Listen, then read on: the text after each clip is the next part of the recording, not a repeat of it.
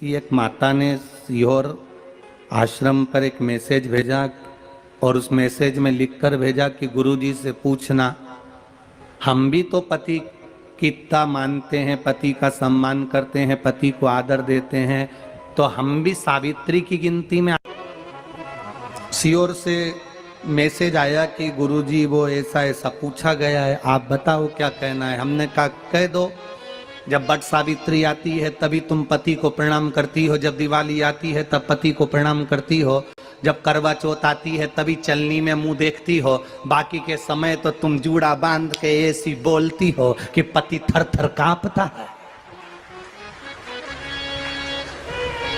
16 श्रृंगार में नारी के हाथ की चूड़ी का कलर अलग हो सकता है, चूड़ी की डिजाइन अलग हो सकती है, चूड़ी अलग हो सकती है, चूड़ी महंगी सस्ती हो सकती है, मंगलसूत्र की कीमत ऊंची नीची हो सकती है, पांव की बिछुड़ी की कीमत ऊंची नीची हो सकती है, कान के कुंडल की कीमत ऊंची नीची हो सकती है। तुम्हारे शरीर पर जितने जितने 16 श्रृंगार हैं उसकी कीमत ऊंची नीची हो सकती है। केवल मंगलसूत्र की डिजाइन बदल सकती है, नाक की लौंग की डिजाइन बदल सकती है, कान के बुंदे की डिजाइन बदल सकती है, हाथ की चूड़ी की डिजाइन बदल सकती है, पांव की पायल की डिजाइन बदल सकती है। केवल नारी के 16 श्रृंगार में एक श्रृंगार ऐसा है जिसकी कीमत जो पहले थी वही कीमत आज तक है और उसकी डिजाइन आज तक नहीं बदली। वो मांग का सिंदूर है, एक जैसी डिजाइन है और एक जैसी कीमत है। सारे श्रृंगार की कीमत अलग, पर मांग में जो सिंदूर डाला जाता है वो एक कीमत का होता है, एक डिजाइन का होता है और एक जैसा होता है, और वो सबसे भारी होता है। सावित्री यमराज से कह रही है मेरे पति को छोड़ दो। यमराज कह रहा है सावित्री तेरा पति मर चुका है, मांग के सिंदूर को पोंछ दे। सावित्री कहती है पूरा श्रृंगार उतार दूंगी पर मांग का सिंदूर नहीं पूछने दूंगी। तब यमराज ने कहा जब तक तू मेरे मांग का अपनी मांग का सिंदूर नहीं उतारती तब तक तू मेरे पास नहीं आ सकती।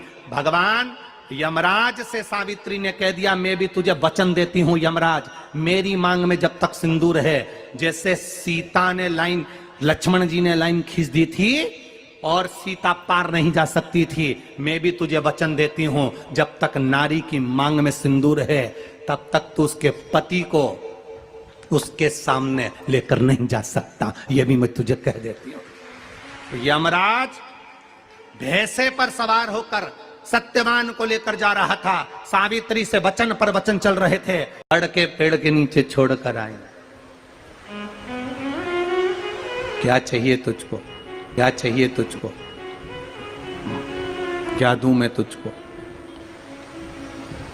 कुछ मांग ले मुझसे।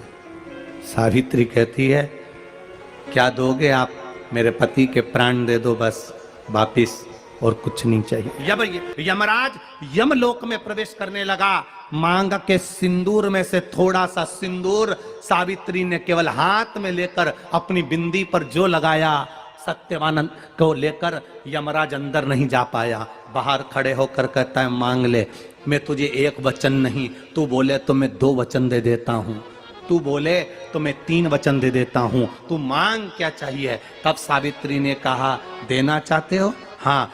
अब यमराज को लगा कि लालच में पड़ गई सावित्री। तब कहा पहला वचन दीजिए, मेरे अंधे सास ससुर के नेत्र वापिस आ जाएं। यमराज ने कहा तथास्तु। दूसरा वचन दीजिए, मेरे सास ससुर अपने पोता पोती का मुख देखें। यमराज ने कह दिया तथास्तु।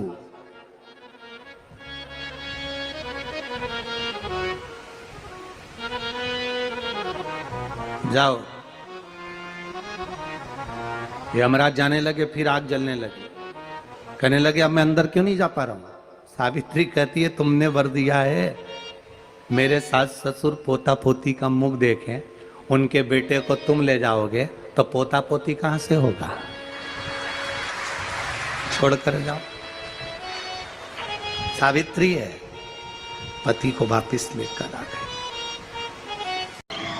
कर्जा मुक्ति के लिए सारे वृक्षों में अगर कोई श्रेष्ठ वृक्ष माना गया है तो वो बट का वृक्ष माना गया। महाराज इसलिए प्रशासनिक कार्य के लिए, मानसिक टेंशन में, परेशानियों में बटकेश्वर महादेव का स्मरण किया जाता है। और यदि निवेदन करूंगा, बहुत ज़्यादा यदि आपको कर्जा हो गया है, बहुत ज़्यादा कर्जा हो गया और वो कर्जा चूक ही नहीं रहा, तो थोड़े दिन बड़ के पेड़ के नीचे आप बटकेश्वर महादेव के लिए 1 लोटा पानी, उसमें थोड़ा सा पिसा हुआ चावल पीस के गला लेना, चावल को, और पीस लेना, पीस के उस पानी में मिला लेना और मिलाकर उसमें थोड़ी सी हल्दी पिसी हुई डालकर बटकेश्वर महादेव के नाम से बड़ के पेड़ के नीचे अपनी कामना कर कर जो कर्जा हुआ है उस कर्जे का भान देते हुए, स्मरण देते हुए